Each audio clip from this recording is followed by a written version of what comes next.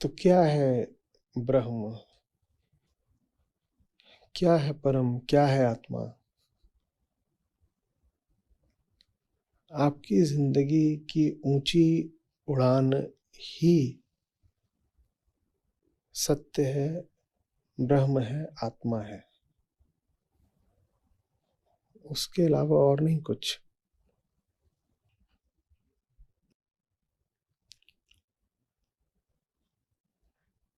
तो अगर हमारी जिंदगी की ऊंची उड़ान ही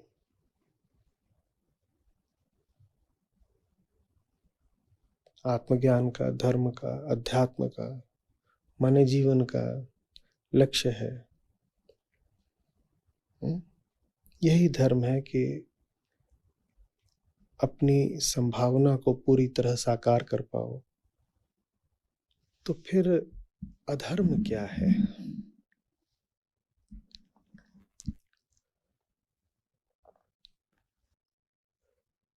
एक बंधी हुई, घुटी हुई औसत जिंदगी जीना ही अधर्म है।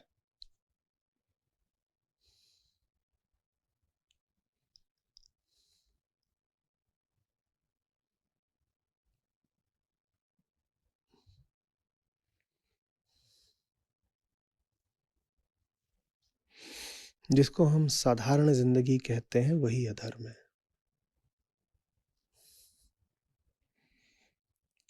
अधर्म एक आम आदमी को अलग से करना नहीं पड़ता।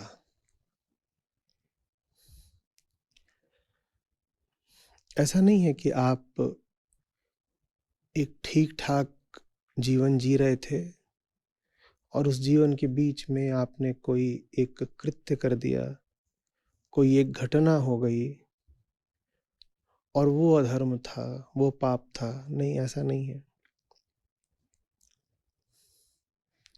ऐसा मान के तो हम अपने आप को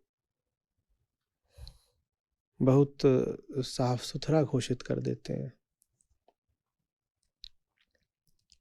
हम सुबह से शाम तक जिन बंधनों को, डरों को, मान्यताओं को, सीमाओं को स्वीकार करके जिए जा रहे हैं, वही अधर्म है, वही पाप है। अधर्म करने के लिए हमें कुछ विशेष नहीं करना होता, हमें बस होना होता है।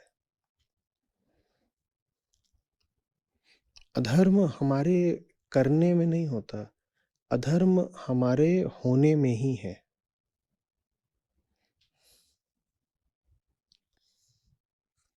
एक आदमी पता नहीं कौन सी होशियारी में दिन भर आंखें बंद करके ही जीता है।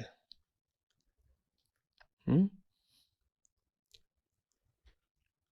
और अभ्यस्त हो गया है आंखें बंद करके जीने का। उसने सुरक्षित रास्ते निकाल लिए हैं जीने के, और डर के मारे, अपनी आंखों के बंद होने के मारे, उन सुरक्षित रास्तों से हटने की वो कभी हिम्मत ही नहीं करता है। आंखें बंद हैं तो कुछ सुरक्षित रास्ते तो निकालने पड़ेंगे, और उन रास्तों को ढर्रों की तरह रटना पड़ेगा, उन्हीं रास्तों को बार बार दोहराना पड़ेगा। दोहराओगे नहीं तो बड़ा खतरा है, चोट लगेगी। एक आदमी जबरदस्ती अंधापन चुन करके, अपने लिए सुरक्षा के बंदोबस्त करके, उन्हीं में डरा डरा सहमा सहमा जीता है, ढर्रों पर ही चलता है। और कितनी भी व्यवस्था कर लो, अगर आंखें बंद कर रखी हैं तो बीच बीच में दुर्घटना हो जाती है। दुर्घटना हो गई, हर तीसरे दिन हो गई कोई दुर्घटना। तीसरे दिन जो दुर्घटना हुई है, उस दुर्घटना में अंधापन है क्या, या अंधापन निरंतर है? अंधापन तो निरंतर है ना। 3 दिन जब दुर्घटना नहीं हो रही थी तो सिर्फ इसलिए नहीं हो रही थी क्योंकि दुर्घटना भी तब हो जब ढर्रे से आप थोड़ा हटें। ढर्रे से भी कुछ विचलन होगा तब दुर्घटना होगी ना। अपने लिए जो बिल्कुल सुरक्षित और भयभीत हमने तौर तरीके खोज लिए हैं, उन पर चल के दुर्घटनाएं होनी ज़रा मुश्किल हो जाती हैं।